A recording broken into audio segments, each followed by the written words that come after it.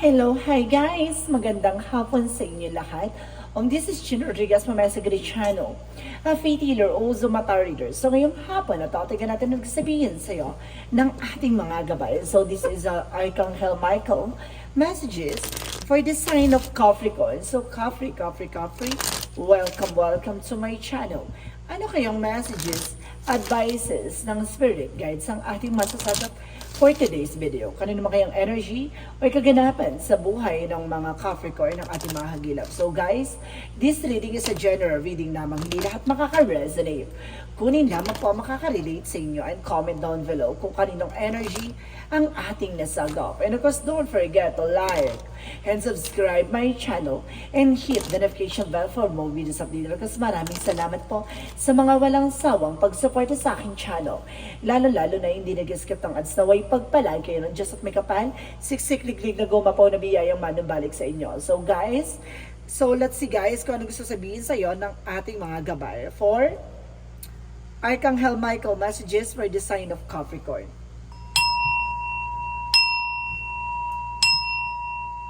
Angel Spirit messages, give me information. Archangel Michael messages. Ano kayo gusto sabihin sa inyo ating Archangel Michael? So, believe and trust. So, kailangan mo maniwala at magtiwala. And there's something innocence, no? May mga bagay dito na parang hindi mo pa nalalaman. Or may mga bagay dito na parang bago pa lang sa'yo. No? So, let's hear. So, there's an information with a new beginning and fresh start. So, magkakaroon ka ng bagong simula. And of course, there's an explore your options. No? May mga bagay na kailangan mo pang tuklasin. At may mga bagay na kailangan mo pang tuklasin dun sa mga options na yun or mga choices mo. No? So, let's see what is additional messages. Paano natin siya ihimay-himay at paano natin siya ma-elaborate sa inyo. So, let's see. No? Angel Spirit messages, give me information. No? For Archangel Michael messages, so there's a Five of Cups. So there's a something regret or disappointed, no? May mga bagay dito na kumbaga panghihinayang or kumbaga disappointment or kumbaga there's something regret, no? Pagsisisi. And because there is the Star card, no? Kumbaga may mga matutupad sa mga hinihiling mo. There's a star represent the healing and the happiness and a miracle. Ano kasi sinasabi dito, maaaring kumbaga magbigay sa iyo ng wish fulfillment. Because there is the lover is for something love life, no? And because there is an Eight of Wands, so there's a fast communication and fast movement. Maaaring bibilis na komunikasyon or something, magkakaroon ng travel or information with email messages na matatanggap mo. With of course, the Page of Swords, get more information, no? Getting to know each other. May mga bagay na kailangan mong alamin at tuklasin pa. At the same time, there's a Knight of Wands, very, very silence, no? And of course, there's some perseverance. So, kailangan mo pagtyagaan, no? Kung kailangan mo munang maging tahimik lang, no? At maging kalmado. At the same time, there's an information with the Three of Cups celebration, no? There's a third party or something information na parang pinagsisisihan mo, no? Or pinanghihinayangan mo. So, let's see what is the Star card. The Star card represent the justice. So, maaaring, ang miracle na yan ay maaaring kaakibat niyan ay justice, no? Maaaring, kumbaga, karma. No, kinarma ka dyan kaya natupad yung mga pangarap mo, no? Na kinarma ka dyan dahil sa ginawa mo, paggagalingan ka ng ating Panginoon, no? Kumbaga, there's a justice and balance. So, let's see what is the lover. So, there's a Two of Swords decision, no? Kumbaga, magkakaroon ka ng indecision dito pagdating sa love life. No, parang mababago yung kumbaga iniisip mo or something pagdating sa love life mo. And of course, there is a Four of Wands by celebration. There's a wedding, no?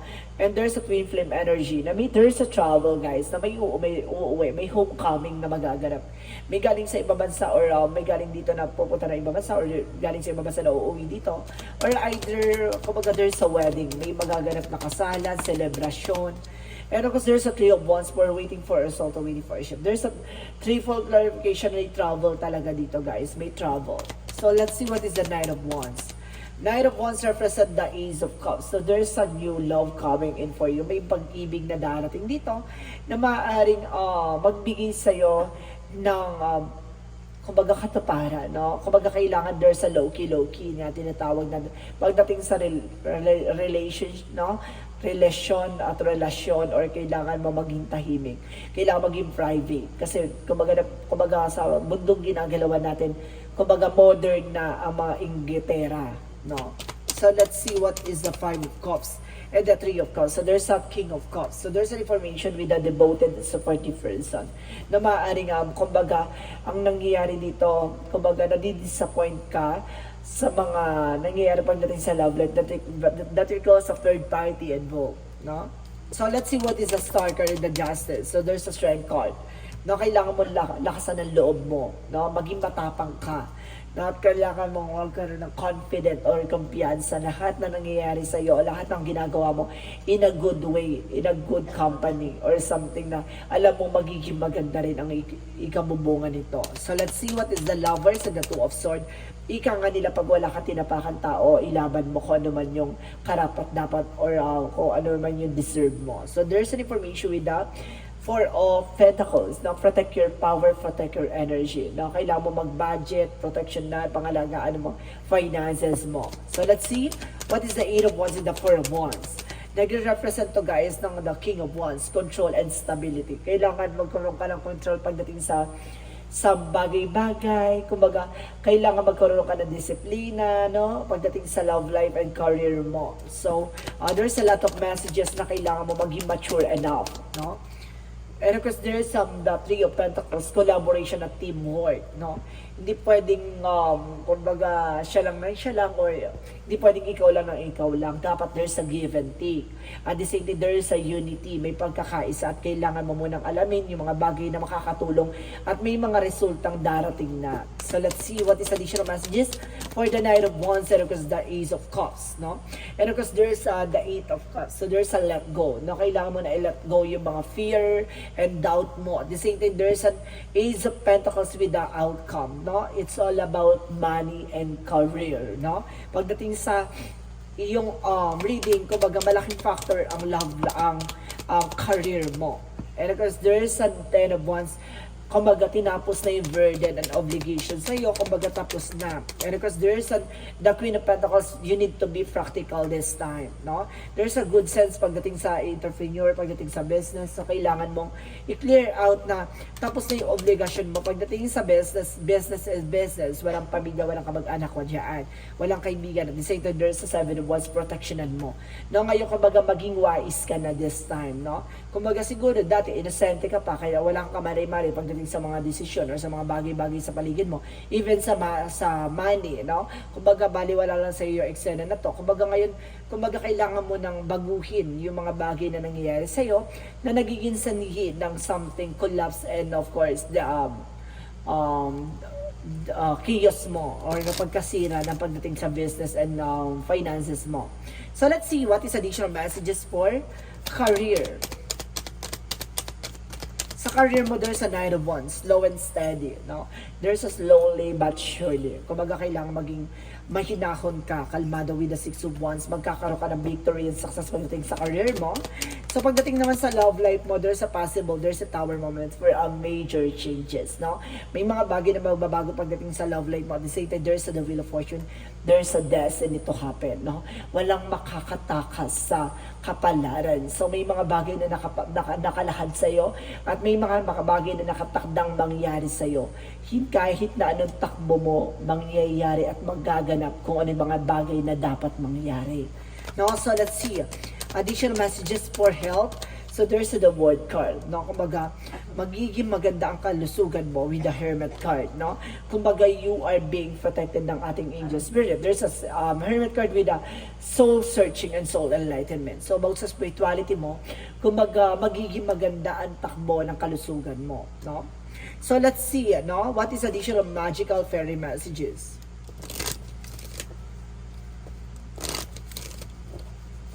For magical fairy messages is that there's an emotional healing. So, magkakaroon ka ng emotional healing. At the same time, admit your true feelings to yourself. So, kailangan mo maging totoo sa sarili mo. Hindi mo kailangan magpanggap. And there's a daughter. So, there's a possible na may anak kang babae. So, let's see what is additional messages for Yin and Yang Oracle card.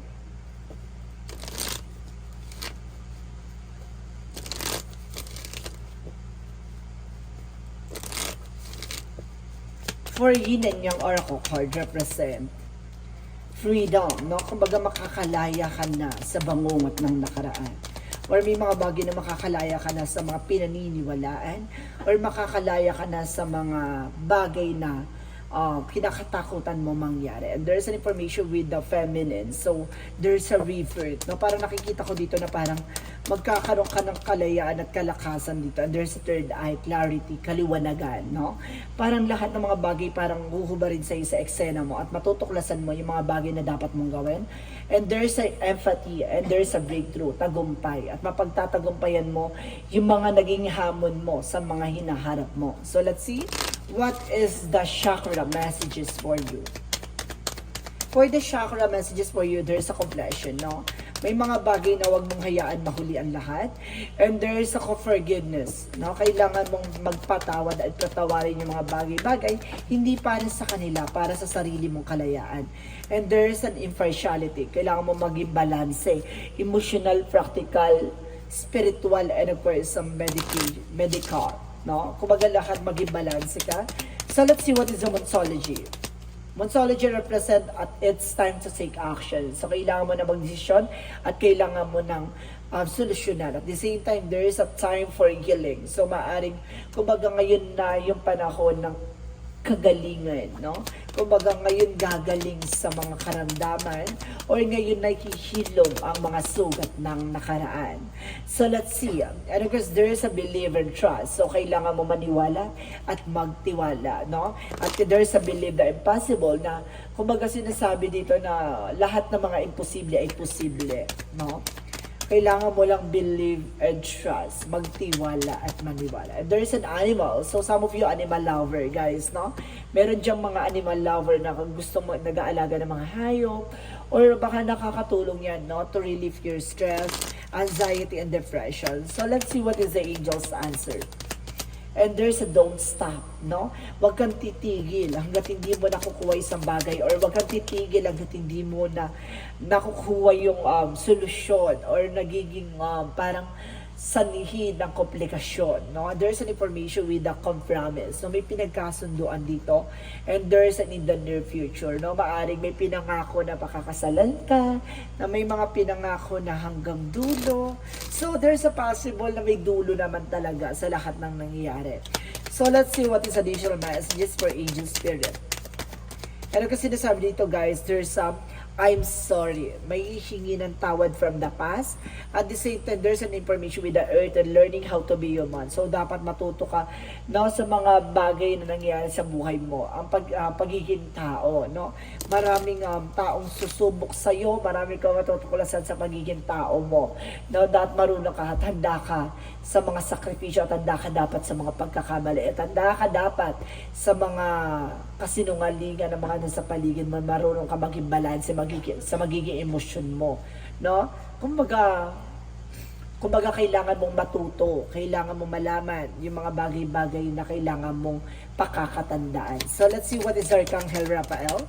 So there's an information with the give as your care. So sinasabi dito na kumbaga huwag kang matakot, no? Kumbaga ituturo sa iyo ng ating Panginoon yung mga bagay na dapat mo malaman, no? And there's an information with that home help. So, kailangan ng tulong ng iyong bahay or tahanan. So, nandito sa Archangel Raphael para pagalingin kayo sa anumang karamdaman nyo dyan sa tahanan nyo. So, let's see.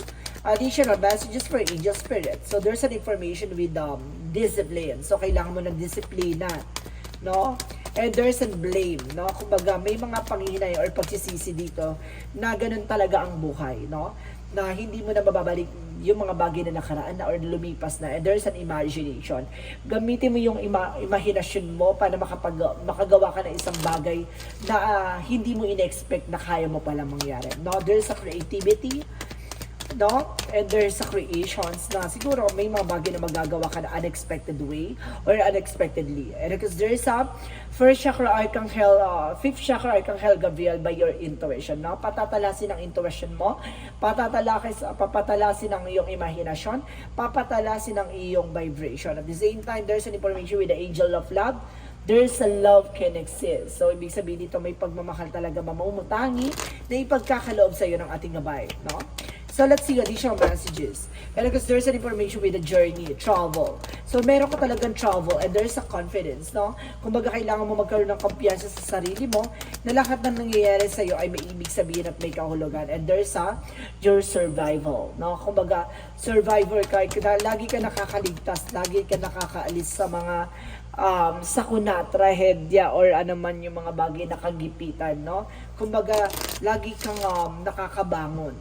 So, let's see what is the Romance Angels. Represent the healing family issue. So, ibig sabihin dito, nagkakaroon ng family issue. Kumbaga, ngayon ay very soon, magiging clear at magiging maayos din niya as soon as possible. So, let's see what is the Jesus loving quotes. Jesus loving quote said, Seek you the first kingdom of God and His righteousness, and all things shall be added to you. So see, yung mga bagay-bagay, ipapakita sa iyo muna ng ating Panginoon, no? Yung mga bagay na kailangan mong malaman at kailangan mong matutunan bago niya ibigay sa iyo yung mga bagay na karapat-dapat sa iyo. Kumbaga, there's a lesson. Kaya huwag kang magtataka bakit may mga pagkakamali tayo nagagawa. Kasi may mga bagay na kailangan muna natin matutunan bago natin makuha yung mga bagay na suswak sa atin, no? Kaya magtataka ka bakit yung pinangarap mo, yung mga dati mong ambition hindi mo nakuha, yung pala may darating na ibibigay sa yung Panginoon na diyan ka talaga swak at diyan ka talaga nararapat, ganon. Kumbaga makikita mo yung mga bagay na dapat mo talagang makuha, no? Kumbaga, yun yung importante, yung mga bagay na yun yung para makukuha mo na yun, yung importante, hindi yung gusto mo lang, no? So let's see, what is additional messages for synchronicities? And there's a trust. So, it's all about trust, no? Kung sinasabi dito, kailangan mong magtiwala. The trust. No? So, let's see what is additional messages for angel of love. For angel's number. Sorry. Angel's number represent 5-5, I am evolving. Babaguhin ka talaga ng karanasan mo at babaguhin ka ng pagkakataon. So there's a sensational change is in your future. Embrace the change and need to overcome and your insecurities and let go of your fears. So kailangan mo lalisin yung takot at pangamba mo at alisin yung sarili mong yung inggit at pagnanasa sa isang bagay na hindi naman talaga para sa'yo, no? Kumbaga, mas maganda yung kumbaga kailangan mo kaysa sa gusto mo lang. No? So let's see what is the messages of life. So there's an awareness, no? Kumbaga binibigyan ka ng pag-iingat, no? And I open my consciousness to that to my true self. I understand that I am here to grow, to free myself from conflict and to discover who really I am. Today I release illusions and limitation of the material world in order to elevate my being towards the eternal life. I grow stronger and stronger as I explore the wonderful being that I am. So see, kumbaga ngayon natutuklasan mo yung mga bagay na dapat mo talagang makuha. No, kumbaga ngayon ay, kumbaga, parang ito, tulad ng explore your option, parang pinapakita dito na mas importante yung kailangan mo kaysa sa gusto mo lang. No, and of course, yun yung babaguhin sa'yo with a new beginning and fresh start. And there's an innocence. Kaya sinasabi sa'yo ng Panginoon na hindi mo pa nalalaman ang tunay na mangyayari at hindi mo pa nalalaman yung tunay na ibibigay sa'yo ng ating Panginoon. Kaya huwag ka magtataka bakit yung mga gusto mo ay hindi mo nakukuha. Kasi may mga bagay na kailangan mong makuha na hindi dapat yung mga gusto mo lang. No? Kumbaga kailangan niya talagang matutunan at malaman yung kahalagahan ng bawat bagay-bagay. So guys, this is Archangel Michael messages for the sign of Capricorn. So Capri, maraming salamat for this wonderful reading. So once again, this reading is a general reading lamang, hindi lahat makaka-resonate. Kunin lamang po makaka-relate sa inyo and comment down below kung kaninong energy ang ating nasagap. Because don't forget to like and subscribe my channel and hit the notification bell for more videos updated. Kasi maraming salamat po sa mga walang sawang pag-suporte sa aking channel, lalo-lalo na yung hindi nag-skip ng ads na way pagpalay kayo ng Diyos at may siksik-liglig na gumapong na biyayang manugbalik sa inyo. Maraming salamat po and see you in the next video. Bye-bye and babush!